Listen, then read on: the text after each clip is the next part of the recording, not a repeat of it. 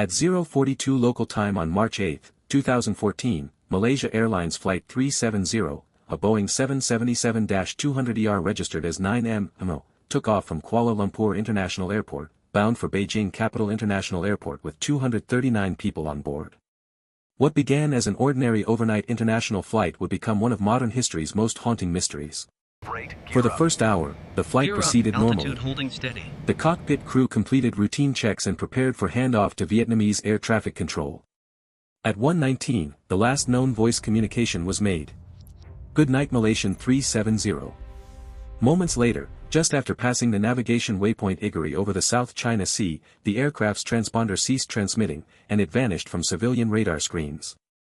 This abrupt silence meant ground controllers could no longer track the plane using standard flight surveillance systems. Immediately, the aircraft was assumed lost. But unseen to the public in those first moments, military primary radar continued to track the aircraft as it inexplicably deviated from its planned course. Instead of heading northeast toward Beijing, the plane turned west, crossed the Malay Peninsula, and then continued northwest over the Strait of Malacca. For over an hour after it disappeared from civilian screens, the aircraft continued to fly under radar, a ghost on military surveillance. Then, at approximately 8:19 Malaysian time, a final automated signal, part of the aircraft's satellite communication system, was recorded. This handshake with an orbiting satellite would later prove crucial to reconstructing the plane's possible final path. No distress call. No emergency beacon. No confirmed sighting of impact or wreckage. The plane had simply stopped being seen, yet, in the sky, it stayed aloft far beyond where anyone expected. That night would trigger the largest and most complex aviation search in history, and begin a decade-long struggle for answers. When MH370 disappeared from civilian radar at 1:21 local time, it was not because the aircraft exploded, nor because it suddenly crashed. It was because two critical communication systems stopped transmitting. The first was the transponder, a device that automatically responds to air traffic control radar by broadcasting the aircraft's identity, altitude, and position. When the transponder signal stopped, the aircraft effectively became invisible to civilian air traffic controllers. But the transponder does not fail silently under normal circumstances. It can be turned off manually. Almost simultaneously, another system stopped sending data, ACARS, the Aircraft Communications Addressing and Reporting System. ACARS automatically transmits maintenance data and flight information to airline ground stations at regular intervals. At 1:07, ACARS sent its final routine data transmission. The next scheduled transmission at 1:37 never arrived. Two systems. Two independent communication channels. Both silenced within minutes. There was no mayday call. No mechanical distress alert. No automatic emergency beacon activation. Investigators later concluded that the sequence of events suggested deliberate interruption rather than sudden catastrophic failure. However, no conclusive proof has ever established who, if anyone, manually disabled those systems. If the aircraft had suffered an onboard explosion, debris would have been detected almost immediately. Instead, MH370 continued flying, unseen, for hours. The silence was not the end of the flight.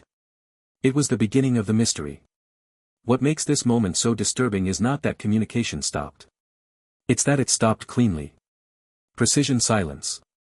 At cruising altitude. In controlled airspace. And that changes everything.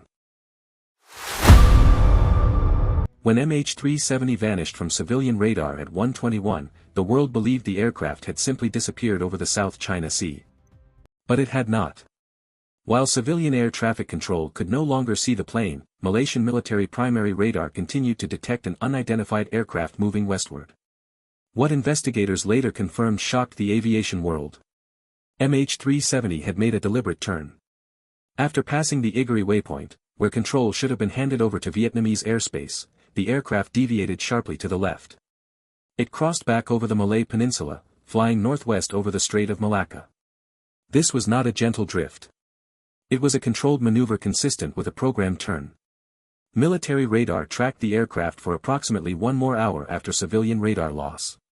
The final radar return placed the aircraft near the northern tip of Sumatra at approximately 2:22 local time. At cruising altitude. With stable speed. Still airborne. No emergency descent. No breakup.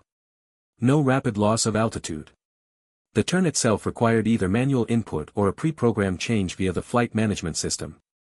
This detail transformed the investigation. Because a random mechanical failure does not explain a precise heading change.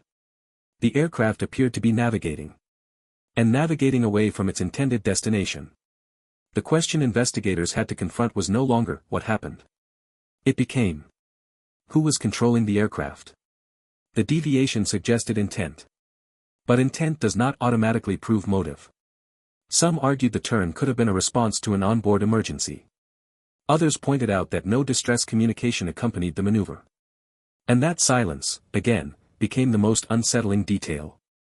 By 2:22, the aircraft disappeared from military radar as well. From that point forward, there would be no direct radar tracking. Only satellite data. And a widening circle of uncertainty. After MH370 disappeared from military radar at 2:22 local time, investigators faced a terrifying possibility. The aircraft might still have been flying. At first, there was no confirmation. No radar. No radio. No distress beacon. Then, days later, engineers at Inmarsat, a British satellite telecommunications company, made a critical discovery. Although the aircraft's transponder and ACARS systems had gone silent, the aircraft's satellite data unit had continued to communicate automatically with an Inmarsat satellite orbiting over the Indian Ocean. These communications were not voice transmissions. They were simple automated handshakes, hourly pings confirming the aircraft's system was still powered. The final handshake occurred at 8:19 Malaysian time. That meant the aircraft had likely remained airborne for nearly 7 hours after disappearing from radar. Using advanced analysis of the satellite's burst timing offset, BTO, and burst frequency offset, BFO, data, engineers calculated a series of possible arcs along which the aircraft could have been located at each handshake. These arcs were not flight paths, they were distance rings. Each ping placed the aircraft somewhere along a circular arc relative to the satellite. By the time of the final handshake, the possible location narrowed to 2 broad corridors. One north toward Central Asia. One south into the remote southern Indian Ocean. Further analysis of Doppler frequency shift data strongly supported the southern route. And so emerged what became known as the Seventh Arcade. This arc, stretching across one of the most remote regions of the southern Indian Ocean, would define the largest search effort in aviation history. But there was one critical limitation. The satellite data did not provide an exact location. It provided only distance from the satellite, not heading, altitude, or precise coordinates. Investigators now had a ring. But not a point. Once investigators concluded that MH370 most likely followed the southern corridor of the Seventh Arcade, the focus shifted to one of the most remote regions on Earth, the southern Indian Ocean. This area was not chosen casually. It was selected after detailed satellite Doppler analysis suggested the aircraft was moving south until fuel exhaustion. But the chosen search zone presented a monumental challenge. The southern Indian Ocean is vast, isolated, and among the least surveyed ocean regions in the world. Waves frequently exceed 10 meters. Weather conditions are unpredictable. And the seabed is anything but flat. In March 2014, an international search effort began involving Malaysia, Australia, and China. The Australian Transport Safety Bureau, ATSB, assumed operational control of the underwater phase of the search.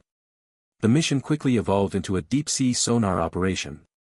Specialized vessels equipped with towfish sonar systems began scanning the seabed. These sonar arrays were dragged thousands of meters below the surface, mapping the ocean floor strip by strip. The scale was unprecedented. Over time, more than 120,000 square kilometers of seabed were scanned. The cost exceeded hundreds of millions of dollars.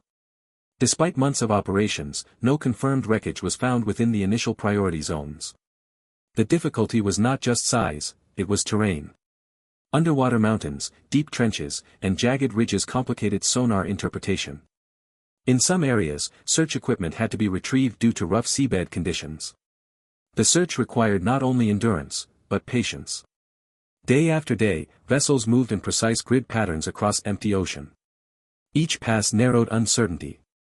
But it did not eliminate it. By early 2017, after nearly 3 years of coordinated effort, the official underwater search was suspended. The aircraft had not been found. And the ocean kept its silence. On July 29, 2015, more than 16 months after MH370 disappeared, a large piece of aircraft debris washed ashore on Reunion Island, a French territory in the western Indian Ocean. It was discovered by a beach cleanup crew. The object was roughly 2 meters long. White. Weathered.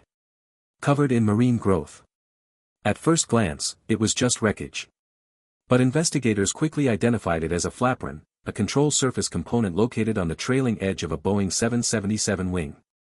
The flapron functions as both a flap and an aileron, assisting with lift and roll control. Serial numbers and maintenance markings were examined. Within days, aviation experts confirmed what many had feared. The flapron belonged to MH370. This was the first physical evidence that the aircraft had indeed crashed into the Indian Ocean. But it did not reveal where. Ocean drift modeling experts began reconstructing possible debris paths using current simulations. By analyzing wind patterns, ocean circulation, and seasonal flows, they attempted to trace the flapron's journey backward toward a potential impact site. Over time, additional debris pieces were discovered along the coasts of Madagascar, Mozambique, Tanzania, and South Africa. Each fragment was studied. Each confirmed the aircraft had fragmented upon ocean impact. Yet none provided precise coordinates. The debris confirmed location region, not exact point. And one crucial question remained. Why had so little debris been found, compared to typical large-scale aviation crashes? Some investigators suggested a controlled glide into the ocean could explain limited floating wreckage. Others argued the southern Indian Ocean's extreme conditions could have dispersed fragments across vast distances. The flapron proved the aircraft reached the ocean. But it did not explain how it entered it. And it did not answer the central question. What happened during those final minutes?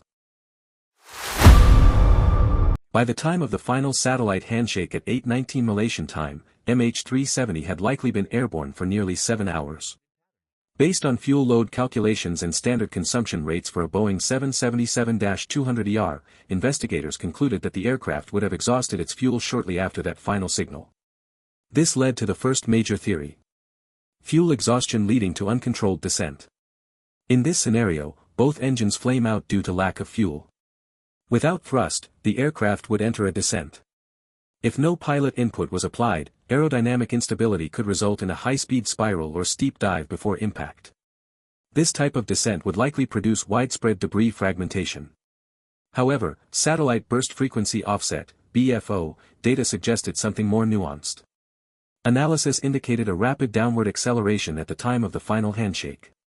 But the data margin allowed for more than one interpretation. Some independent researchers proposed an alternative scenario. A controlled glide. A Boeing 777, even without engine power, can glide significant distances. If a pilot were conscious and in control, the aircraft could theoretically be guided toward a more stable ocean entry. Why does this matter? Because impact dynamics affect debris distribution. A high-speed uncontrolled dive would likely shatter the aircraft and scatter floating material widely. A controlled glide, potentially with flaps extended, could result in a more contained debris field, possibly explaining the limited floating wreckage. But here lies the problem. No flight data recorder. No cockpit voice recorder. No wreckage field mapped. Without the main fuselage and black boxes, investigators cannot definitively confirm whether the final descent was chaotic or deliberate. Official reports lean toward fuel exhaustion and uncontrolled descent. But the margin of uncertainty remains. And in aviation investigation, uncertainty leaves room for debate. The final minutes of MH370 are not fully reconstructed. Only modeled. And models are not proof. Whenever an aircraft deviates from its planned route in a controlled manner, investigators must examine the human factor. MH370 was commanded by Captain Zahari Ahmad Shah, a highly experienced Boeing 777 pilot with over 18,000 flight hours. His co-pilot, First Officer Farik Abdul Hamid, was also fully licensed and medically certified. In the weeks following the disappearance, authorities conducted an extensive background investigation into both pilots. The captain's home flight simulator became a focus of attention. Investigators retrieved deleted flight path data from the simulator's hard drive. One partially reconstructed route showed a flight path extending into the southern Indian Ocean, broadly consistent with the satellite arc corridor. However, officials later clarified an important detail. The recovered simulator data did not constitute a completed flight plan, nor did it directly replicate MH370's final calculated route. It represented fragments of simulated paths that had been run months prior, without confirmed context. Investigators found no conclusive evidence of mechanical distress, political motive, financial crisis, or known radicalization. Psychological assessments conducted through interviews with colleagues and family members did not establish definitive signs of suicidal intent. Yet, the deliberate turn-back and system shutdown sequence remained difficult to explain without cockpit intervention. The official safety investigation report released in 2018 stated that while unlawful interference could not be ruled out, there was insufficient evidence to conclusively determine the cause of the aircraft's disappearance. This is the critical distinction. Investigators did not confirm pilot suicide. They also did not rule out deliberate human action. The data leaves a gap. And in that gap, theories emerge.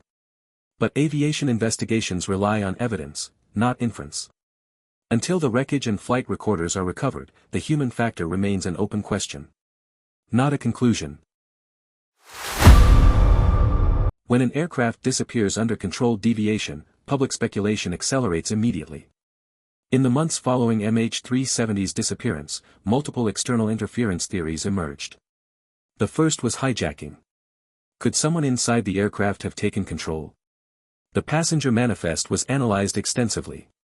Intelligence agencies screened every individual on board. No confirmed extremist connection or coordinated group action was established. Next came the shoot-down theory. Some speculated the aircraft may have been accidentally or deliberately intercepted by military forces in the region.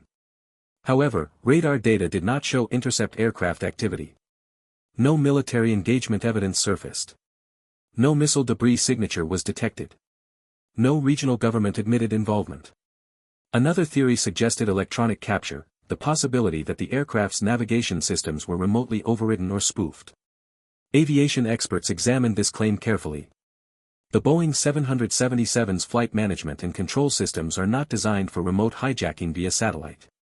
While certain navigation data could theoretically be manipulated, a complete remote takeover without cockpit access remains unsupported by verified evidence. Investigators also examined the possibility of onboard third-party intrusion, someone physically entering the cockpit. But again, no distress communication, no cabin phone reports, no confirmed signs of struggle were documented. The absence of wreckage limited forensic confirmation. Yet, despite extensive intelligence review across multiple countries, no credible external intervention scenario was officially validated. This is what defines this phase of the case. Many theories. Very little supporting evidence. And in aviation investigations, absence of evidence is not proof, but neither is suspicion proof of involvement. By 2018, the official investigation concluded that unlawful interference could not be ruled out. But it also could not be demonstrated. The mystery remained open. Not because of confirmed conspiracy, but because of incomplete data. In early 2017, after scanning more than 120,000 square kilometers of seabed without locating the wreckage, the official multinational underwater search for MH370 was suspended. But the story did not end there.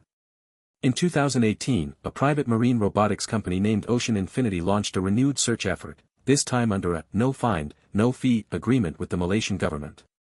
Their advantage was technology. Unlike the earlier search, which relied primarily on towed sonar arrays, Ocean Infinity deployed a fleet of advanced autonomous underwater vehicles, AUVs. These robotic submarines operated independently, scanning the ocean floor at depths exceeding 6,000 meters.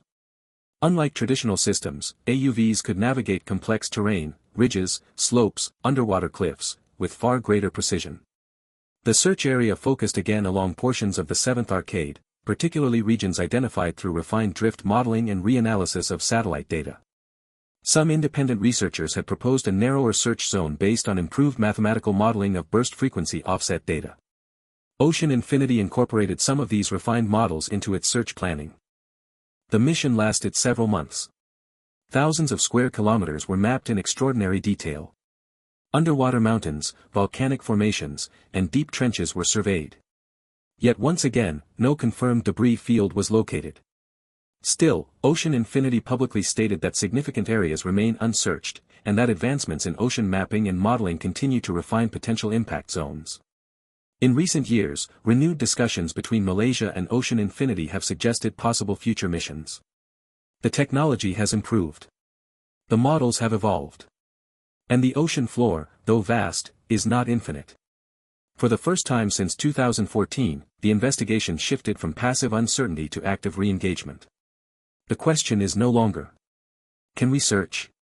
It is, where exactly should we search next? After nearly a decade of investigation, thousands of hours of analysis, and the most extensive underwater search in aviation history, certain facts about MH370 are no longer speculative. They are established. First, the aircraft did not disintegrate mid-air over the South China Sea. Military radar confirmed the aircraft turned west and continued flying for approximately 1 hour after civilian radar contact was lost. Second, satellite handshake data confirms the aircraft remained airborne for nearly 7 hours after departure. The final automated transmission at 8:19 Malaysian time strongly indicates the aircraft exhausted fuel somewhere along the southern Indian Ocean arc. Third, multiple debris fragments, beginning with the flapper discovered on Reunion Island in 2015, were positively identified as components of MH370. Ocean drift modeling supports an impact zone consistent with the southern Indian Ocean corridor. Fourth, no credible evidence of mid-air explosion, missile strike, or confirmed external military engagement has been substantiated through official investigations. Fifth, no confirmed mechanical failure was documented prior to the loss of communication. The aircraft appeared structurally intact and stable at cruising altitude before systems went silent. Sixth, the exact crash location has not been found. And because the wreckage field remains undiscovered, the flight data recorder and cockpit voice recorder have not been recovered. This final point is critical. Without the black boxes, the final minutes cannot be reconstructed with full certainty. So here is the balanced conclusion. We know the aircraft flew for hours after radar loss. We know it likely ended in the southern Indian Ocean. We know debris confirms ocean impact. What we do not know is why the aircraft deviated. And we do not know what occurred in the cockpit during the final phase of flight. In aviation investigations, absence of wreckage does not equal absence of truth. It means the truth is incomplete. On the night of March 8, 2014, 239 people boarded a flight expecting to arrive in Beijing a few hours later. They never did. Nearly a decade has passed. Governments have investigated. Engineers have modeled. Oceans have been scanned. And still, the central mystery endures. MH370 did not simply vanish. It flew for hours beyond radar. It followed a deliberate course change. It transmitted silent satellite handshakes into the dark. Then it stopped. We know where it most likely ended. We know debris reached distant shores. But we do not know what happened inside that cockpit during the final moments. Was the descent controlled? Was it sudden? Was someone conscious? Without the wreckage, without the flight recorders, certainty remains out of reach. And yet, this is not a story of myth or fantasy. It is a story of incomplete data. Aviation history is built on investigation. Every crash before has eventually yielded answers through evidence. MH370 remains different only because its final resting place has not yet been located. But oceans are mapped more precisely every year. Autonomous vehicles grow more advanced. Mathematical models continue to refine. The search may pause. It does not disappear. Somewhere along the southern Indian Ocean, at depths beyond sunlight, lies the final chapter of this flight. Until it is found, the mystery remains open, not as conspiracy, but as an unsolved investigation. And perhaps that is the most unsettling truth. Not that we do not know. But that we almost do.